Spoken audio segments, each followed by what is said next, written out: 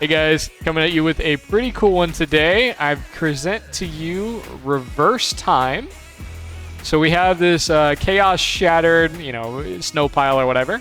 And then we press 1, we are going to reverse the time on this thing and bring it back to life. And then we can use it as a jump pad, which I think is super cool. I love how it works. And then let's go ahead and break it down. So first of all, we have this destructible object, which is the same as the boxes before, just a chaos collection item, just like these boxes that we showed in the last video. But what we're doing is we have basically taken this chaos shattering system and put it in the chaos cache manager. We've recorded this, so it's in static pose right now, but we were recording earlier. And then when we record by simulating, and then we go back, and once you simulate it with that record on, you can then create a static pose out of it. You can bring that cache manager into a sequencer. We have a Steam here, but ignore the Steam. It's mostly just for a little flair.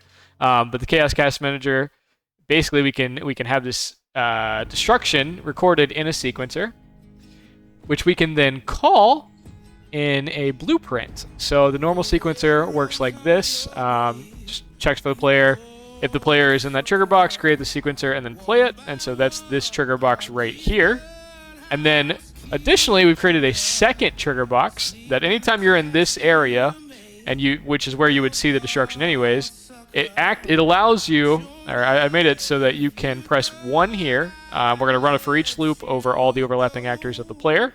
Looking specifically for this reverse sequencer box. And then we're going to play this animation montage. You could make it whatever, but I just wanted I wanted the character to do something while we're reversing time, so he's just not standing there idle.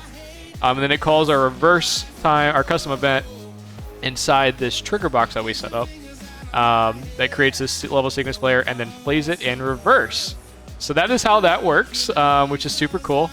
And yeah, I think it kind of turned out pretty well, and there's a lot of flair. Obviously, you could make this a lot prettier. You could make this like not just, square boxes, but for me, this is more of a technical design challenge and less of a art/level design challenge. So, yeah, make it that way. And then, yeah, that's pretty much it. Pretty simple, but I think it turned out pretty well, and I'm kind of happy with what it ended up doing. So, pretty stoked about it. Anyways, thanks for watching, and see you in the next one.